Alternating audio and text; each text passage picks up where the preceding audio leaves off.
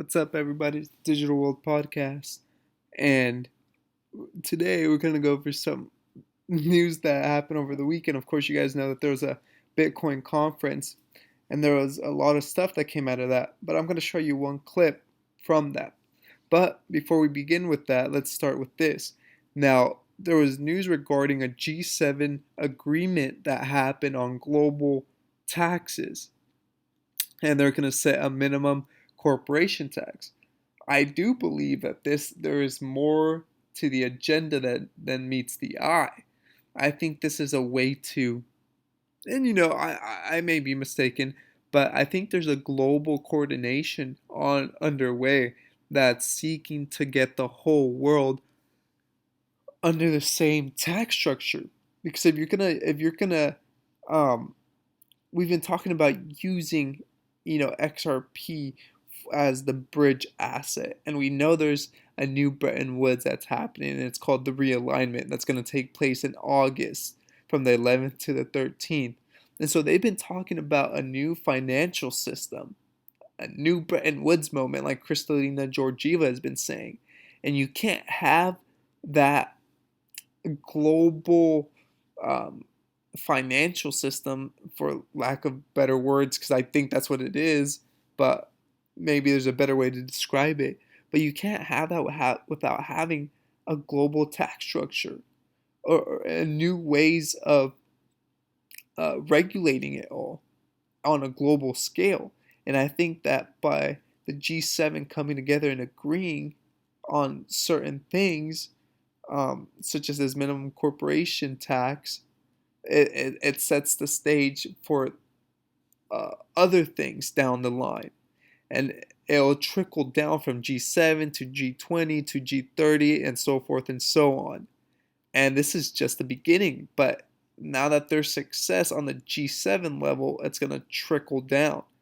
Now, this is Janet Yellen. And what she says is, I mean, it almost seems like they're out of tune with reality. And it's just for the average Joe and Jane. This is, I mean, take a listen. We have in recent months seen some inflation, and we, at least on a year-over-year basis, will continue, I believe, through the rest of the year to see higher inflation rates, maybe around 3%. But I personally believe that this represents transitory factors, and I will say that in the United States, there have been factors that are transitory that in past years have raised inflation without affecting the underlying inflation rate, and factors that have lowered it that have also been transitory. And I generally believe that policy should look through transitory factors. When the pandemic struck, the prices in the most affected service sectors utterly plunged. And now we're in the months when those drops, pronounced drops, which were lowering annual inflation rates, have now dropped out of year-over-year numbers.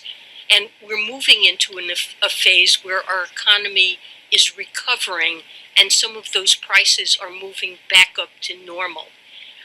Airline fares would be a good example. They, in April, rose at a rapid rate. But that's just a return to normal. Their airline fares are still. Did you just hear that? She said that's just a return to normal. All these inflation spikes that are happening. And I mean, I'll let you be the judge of that, but continue playing this. Below where they were pre-pandemic. Now, while that process of return to normal is taking place, you will see some high inflation rates. But remember, we saw some very low inflation rates, and so that's part of what's going on.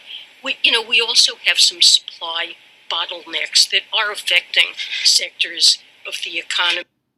So, anyways, I think that, yeah, anyways, I'll let you be the judge of that. Anyways, moving on. Now we see that El Salvador has become, or is looking to become, the world's first country to adopt Bitcoin as legal tender. And that's interesting because this could lead to a series of factors. But before I explain one of them, here is the reason why this would be interesting. Here we have that the average Bitcoin transaction fee over the past month has been around $12. Now, if you were to make a legal tender, here are the issues. The median wage of a waiter is $2,358 a year, so around $6.46 a day over there. Now, a single transaction fee for Bitcoin would cost 2 days of wages for a waiter.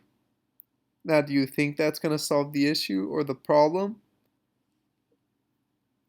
Do you think that the citizens would want that? And no, it wouldn't make sense, right?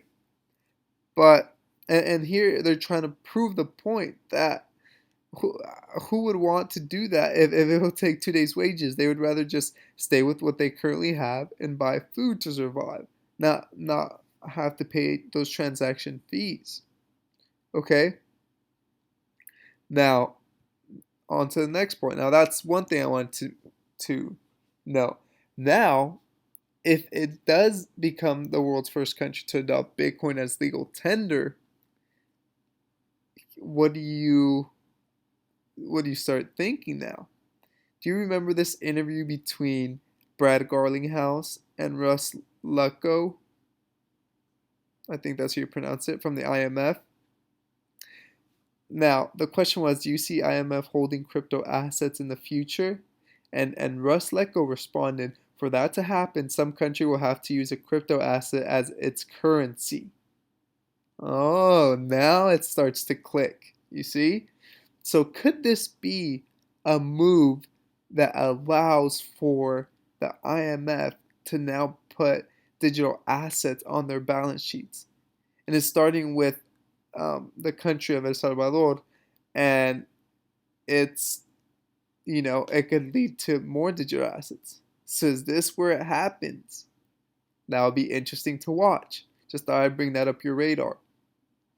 Now here we have Texas is now opening the doors to blockchain, and thank you to Digital Assets Daily for this. And the governor said this about it. Blockchain is a booming industry that Texas needs to be involved in. So I just signed a law creating a master plan for Texas to get involved in the blockchain industry. And there you have it. So we see another state joining in on this.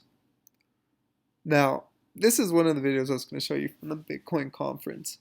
And this is what Floyd Mayweather said.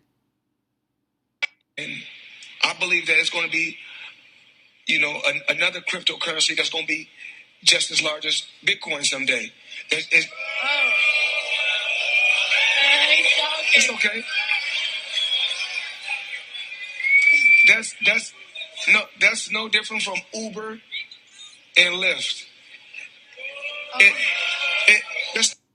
And yeah, and congrats to him for actually saying that, because like he really put it out there, and people will be against it, but to each their own.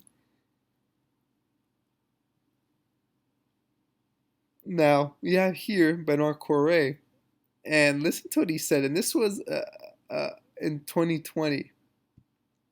But it's not, that discussion is live. Where do you see the biggest advantage to stablecoins? Well, it's about having a technology that cuts across borders and that can help cut the cost and improve the speed of cross-border payments, which everyone agrees now are too slow and too costly. So I would say the top priority for the global community is not about CBDC. CBDC will come in, so central bank digital currency. It will come in due course in different ways, and we're working on it. But the top urgent priority is to improve cross-border payments, in particular for low-income and developing economies, because that's a matter of financial inclusion, and that's a matter of growth for the global economy. And if you want to reduce those fees, well, having Bitcoin on your balance sheet for a third world country like El Salvador is not going to help solve that issues of fees, especially with how slow it is. And so you need a technology that's going to come to the forefront. And the one that solves those cross border payment issues is none other than XRP. Now, to the next thing. Now, this is a very interesting clip. And I find it interesting how these market cycles are sort of in alignment. And if it does follow the end of year cycle, or this bull market goes to the end of the year, we could probably see a crash on all markets. And it could be that it ends up aligning together. Listen to what Harry Dent says.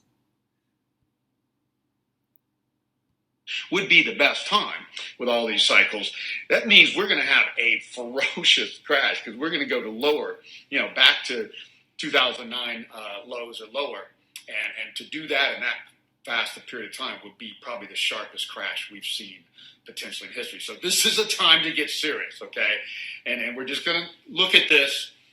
And if the markets keep creeping up, and that's what they're doing, and that's what I've been expecting, and most indices, one after another, are making new highs. And a lot of indices may have already peaked. The Russell 2000 and Bitcoin almost for sure looks like it's peaked now. I look at Ripple, looks like it might have more to go. It's a whole different animal now, being the probably ultimate coin, whereas Bitcoin is the ultimate standard. So they're two different things. So a lot of things look like they're peaking in succession, and we continue to see indices make slight new highs and not big ones. It does set up for a potential crash. So that's what we're looking for. And so keep your eyes open.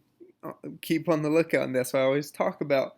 Nothing's guaranteed and nothing's promised in this space or in the markets.